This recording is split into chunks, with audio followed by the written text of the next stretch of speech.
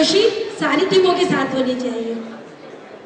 पक्ष में अपना विचार रखने के लिए आमंत्रित कर रही हूं शाहिद खान को।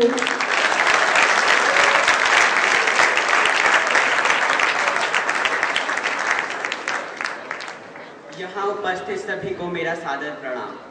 आज मैं आपके समक्ष क्या भारत की अर्थव्यवस्था को सुधारने हेतु खुदरा बाजार में विदेशी पूंजी निवेश ही एकमात्र विकल्प है के पक्ष में अपने विचार रखूंगा।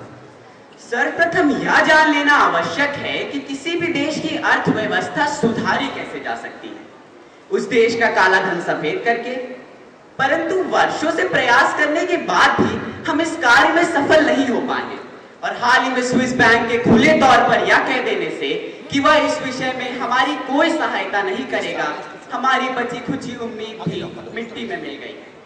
दूसरा तरीका है भ्रष्टाचार को खत्म करके, पर या तो केवल स्वप्न या हिंदी चलचित्रों में ही संभव है।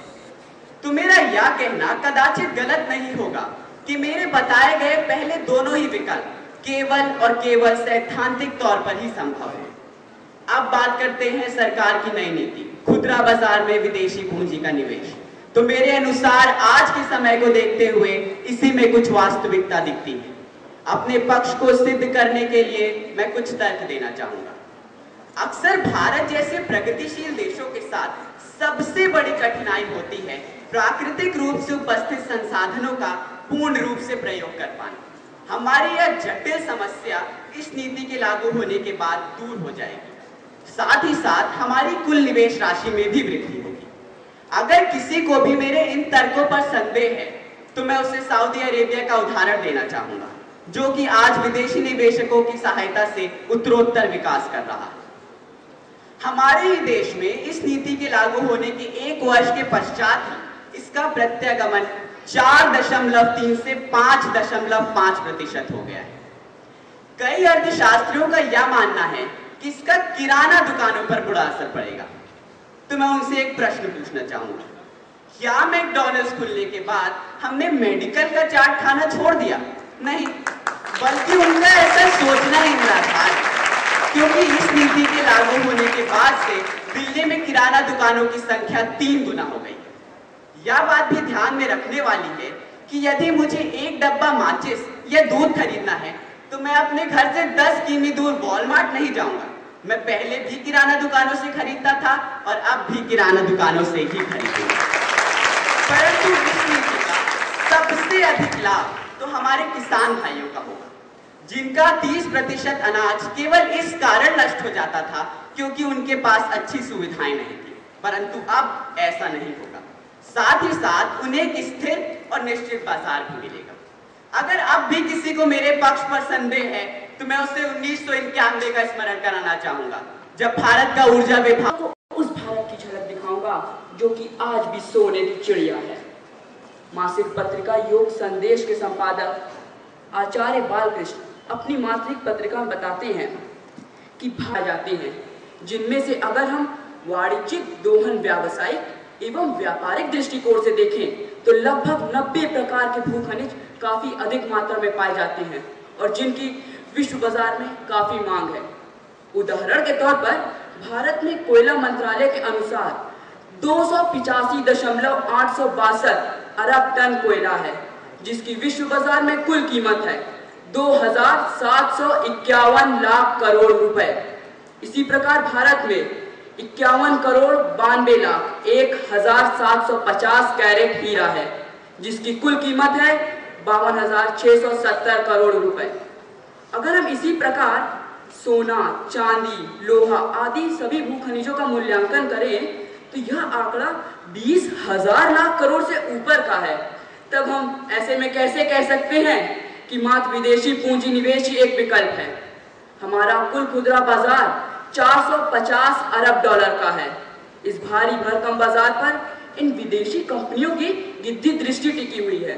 वह इस देश में पूंजी निवेश करने के लिए नहीं, अपितु इस देश से पूंजी ले जाने के लिए आती हैं। उदाहरण के तौर पर यहाँ भी आपको देता हूँ, भारत में सबसे बड़ी विदेशी संस्था है हिंदुस्तान यूनिलीवर लिमिटेड, जिसका असली नाम है यूनिलीवर लिमिटेड।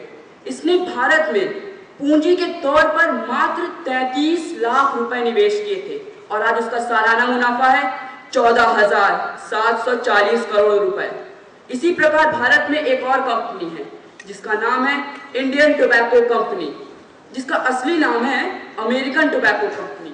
इसने भारत में पूंजी के तौर पर मात्र 37 करोड़ रुपए निवेश किए और आज उसका सालाना मुनाफा है 3,120 करोड़ रुपए। ऐसे में हमें अपने और देश के हितों को ध्यान में रखते हुए स्वाभिमान के साथ स्वदेशी चीजों को अपनाना होगा एवं उनका अधिक से अधिक प्रयोग करके देश के धन को विदेशों में जाने से रोकना होगा, तभी हमारा भारत समृद्ध होगा। अंत में यही कहना चाहूंगा, इतिहास में हमसे एक गलती हो गई थी जिसका खामियाजा हमें 200 सालों तक भुगतना पड़ा। ऐसे में फिर से इन विदेशी कंपनियों को अपने देश में आमंत्रित करना, अपने राष्ट्र की स्वतंत्रता को इन विदेशी संस्थाओं के हाथों पर गिरवी रखना है। धन्यवाद। जय श्री जी, धन्यवाद। चाहते हैं प्लीज आइए। किराना दुकानदारों के लिए आप लोग इतना उछल रहे हैं, क्या वही दुकानदार सामान में मिलावट करके नहीं बेच रहे हैं? उन दुकानदारों की मिलावट की वजह से आज हमारे देश में विभिन्न बीमारियों जैसे कि कैंसर का स्तर यहाँ से।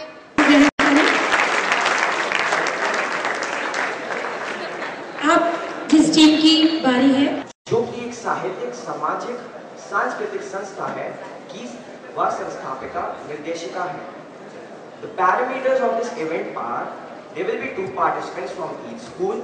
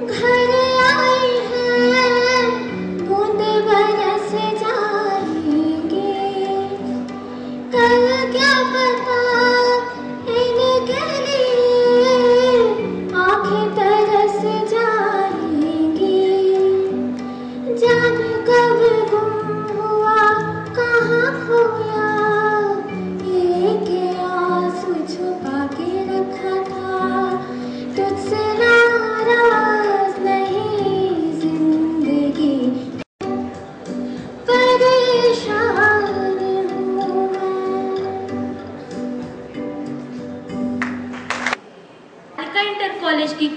11 की छात्रा दिव्या चंद्रा गीत प्रस्तुत करने जा रही है, जिसके बोल है एक राधा एक मेरा।